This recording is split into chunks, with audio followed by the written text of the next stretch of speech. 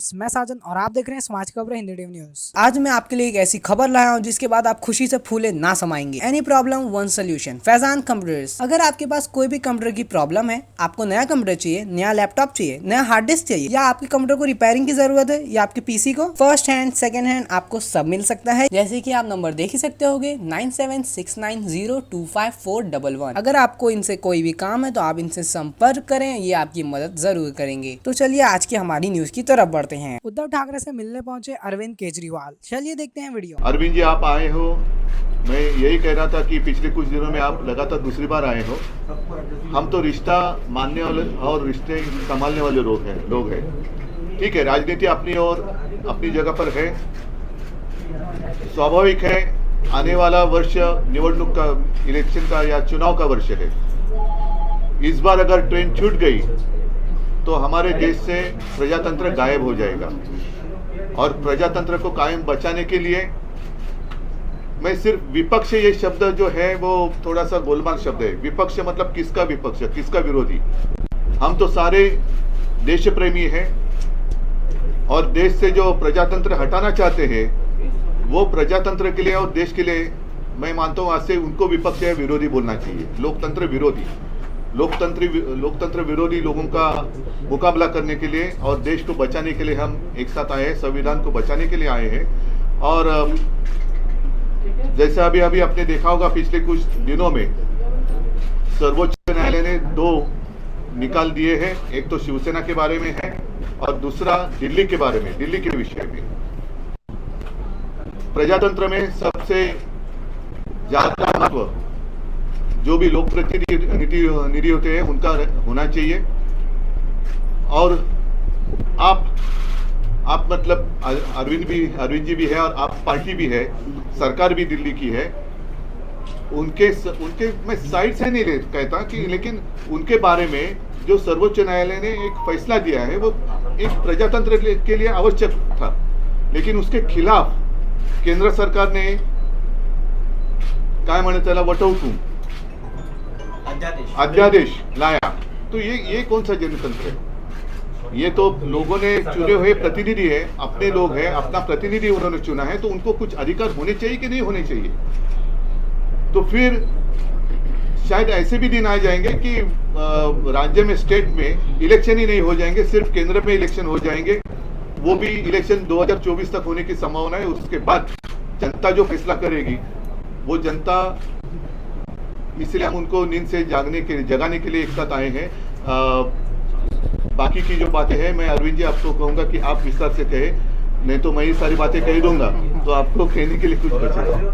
सबसे पहले मैं आप सब लोगों को शुक्रिया अदा करता हूं आज यहाँ आने के लिए। मैं उद्धव जी का, उनके पूरे परिवार का और उनकी पार्टी का अपनी तरफ से, अपनी पार्टी की तरफ से और हमारी पूरी टीम की तरफ से, हम जो लोग आए हैं सबकी तरफ से तहे दिल से शुक्रिया अदा करता हूँ। इतना उन्होंने अब हमें अपने परिवार का हिस्सा बना लिया है। तो जैसा उन्होंने कहा, मैं भी उन्हें कहना चाहता हूँ कि हम भी रिश्ता निभाने वालों में हैं। आपके साथ रिश्ता बनाया है तो पूरी ज़िंदगी आपके साथ रिश्ता निभाएंगे, दोस्ती का रिश्ता। Thank you so much for receiving us so warmly. जैसा आप सब लोग जानते हैं कि दिल्ली के लोगों ने बहुत लंबी लड़ाई लड़ी अपने अधिकारों के लिए। जैसे ही दिल्ली में हमारी सरकार बनी 2015 में, हमारी सरकार बनते ही मोदी सरकार ने हमारी सारी शक्तियां छीन ली, एक छोटा सा नोटिफिकेशन पारित करके। फरवरी 2015 में सरकार बनी और मई के अंदर 3 महीने में नोटिफिकेशन जारी करके हमारी सारी शक्तियां छीन ली। 8 साल दिल्ली के लोगों ने लड़ाई लड़ी सुप्रीम कोर्ट के अंदर। 8 साल लड़ाई लड़ने के बाद सुप्रीम कोर्ट ने हमारे पक्ष में फैसला दिया। जिस दिन फैसला आया 8 साल की लड़ाई के बाद, उसके 8 दिन के अंदर केंद्र सरकार ने अध्यादेश जारी करके वो सारी शक्तियां वापस छीन ली। तो जनतंत्र के अंदर जनता की चलनी चाहिए कि गवर्नर की चलनी चाहिए? जनता की चलनी चाहिए कि केंद्र की चलनी चाहिए? जनतंत्र में तो चुनी हुई सरकार के पास पावर होनी चाहिए ताकि जनता के, जो जनता मांगे वो काम कर सके, जनता के प्रति जवाब दे, तो चुनी हुई सरकार होती है। लेकिन उन्होंने सारी शक्तियां छीन ली। इसका मतलब ये साफ साफ ये लोग ये बोल रहे हैं कि हम सुप्रीम कोर्ट को नहीं मानते। पिछले जिस तरह का इनका रवैया इन लोगों का हमने पिछले कुछ महीनों में ये भी देखा कैसे इन लोगों ने, इनके मंत्रियों ने, इनके नेताओं ने सुप्रीम कोर्ट के दूसरे जजों को किस तरह से ये लोग गाली देते हैं, गंदी गंदी गालियां देते हैं। जिस तरह से इनके लोग जजों के खिलाफ और जुडिशरी के खिलाफ सोशल मीडिया पे कैंपेन चलाते हैं। इनके लोग जजेस को, रिटायर्ड जजेस को एंटी नेशनल बोलते हैं। तो इनका जुडिशरी पे इनका कोई वो नहीं है। अब इन्होंने एक मैसेज दे दिया कि सुप्रीम कोर्ट जो मर्जी फैसला दे, हम नहीं मानते, हम ऑर्डिनेंस ला के सुप्रीम कोर्ट के फैसले पलट देंगे।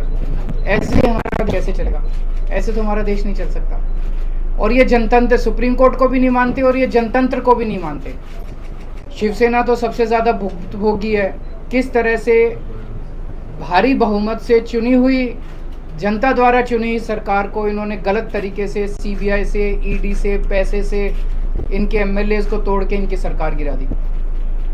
तो अब इनके 3 तरीके हैं बीजेपी के।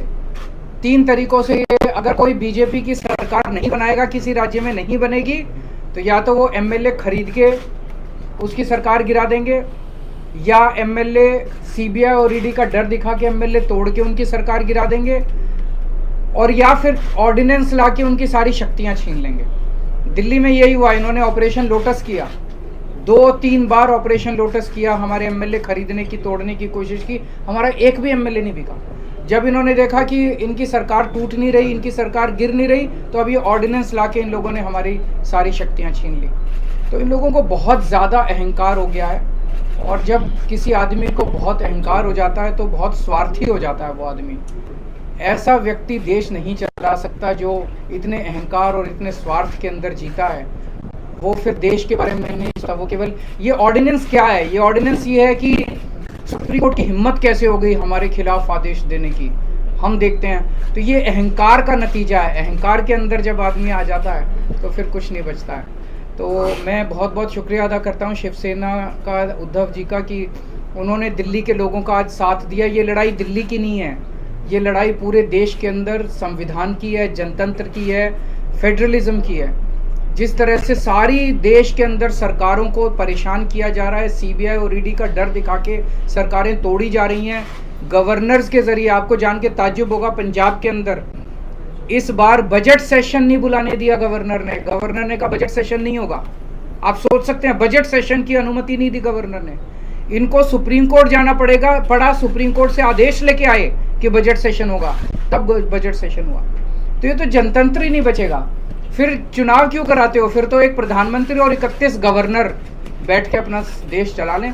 फिर कोई मुख्यमंत्री की ज़रूरत नहीं, कोई कैबिनेट की ज़रूरत नहीं, कोई काउंसिल ऑफ मिनिस्टर्स की ज़रूरत नहीं। इसको हम सबको मिलकर लड़ना होगा। ये केवल दिल्ली की लड़ाई नहीं है। और शिवसेना ने हमें प्रॉमिस किया है कि जब ये संसद में बिल आएगा तो संसद में इसके खिलाफ दिल्ली वालों का समर्थन करेंगे। दिल्ली के लोगों की तरफ से मैं बहुत बहुत शुक्रिया अदा करता हूँ उद्धव जी का, शिवसेना का। और ये एक तरह से सेमीफाइनल होगा 2024 का।